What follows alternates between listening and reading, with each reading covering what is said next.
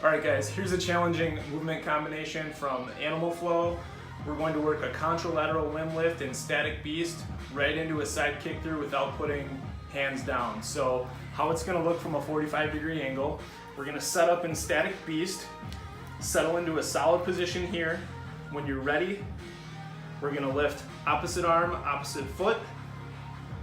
From there, we're going to transition through, kick the leg through, pull the arm back, hold for a split second, come back through. When you're returning to contralateral limb lift here, do not set the hand or the foot down. So you're going to remain on the right hand, left leg for the duration of this work set on this side.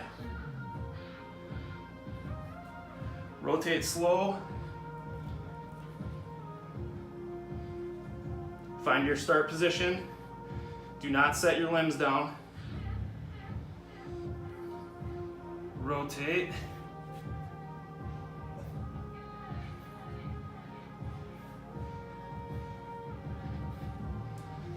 Back to the beginning. So that's a very challenging movement sequence. I would recommend working anywhere from 3 to 5 reps and then changing sides. Give it a shot.